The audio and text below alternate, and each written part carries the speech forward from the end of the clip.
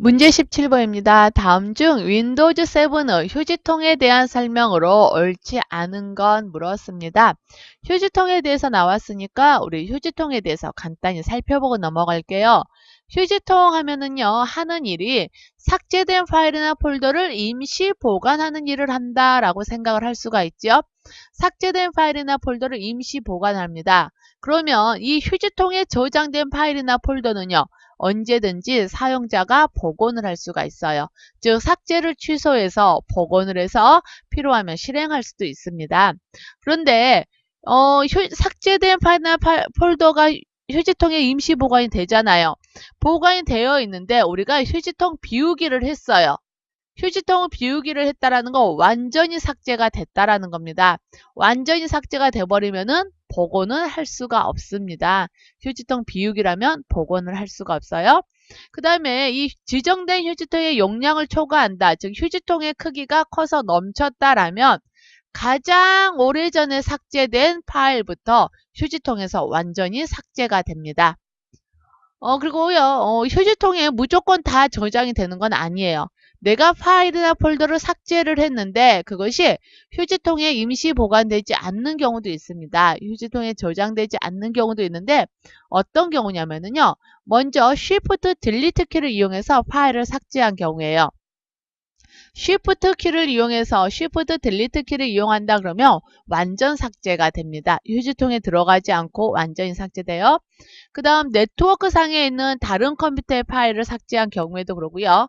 USB 메모리 상에서 USB 메모리에 저장된 파일을 삭제한 경우에도 휴지통에 저장되진 않습니다. 그 다음에 내 컴퓨터 C 드라이브에 있는 파일인데도 휴지통의 크기를 0%로 설정을 해버리면 휴지통에 저장 안 돼요. 휴지통의 크기를 0%로 설정했다라는 말은 휴지통 사용하지 않겠다라는 의미거든요. 그래서 휴지통의 크기가 0%면 휴지통에 저장되지 않고 완전히 바로 삭제가 됩니다. 문제를 그럼 한번 볼게요. 1번 봅니다. 휴지통은 지워진 파일뿐만 아니라 시간, 날짜, 파일의 경로에 대한 정보까지 모두 저장하고 있습니다. 파일의 경로까지 저장을 하고 있으니까 어때요? 휴지통에 있는 파일을 복원을 하면은 원래 있던 자리로 다시 되돌아가게 됩니다. 2번 휴지통은 윈도우즈 탐색기 폴더와 유사한 창으로 열려 파일의 보기 방식도 같은 방법으로 변경하여 볼 수 있습니다. 가능하고요. 3번 휴지통에 들어있는 파일은 명령을 통해 되살릴 수 있어요. 명령을 통해 되살린다 라는 말이 뭐예요? 복원을 하겠다라는 말이죠. 복원 가능합니다. 실행할 수도 있다?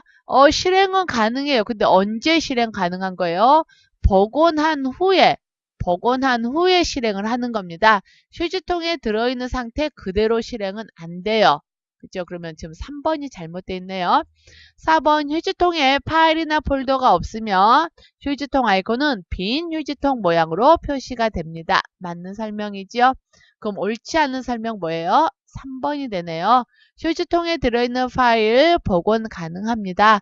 그리고 그 파일을 실행하기 위해서는 먼저 복원을 하셔야 돼요.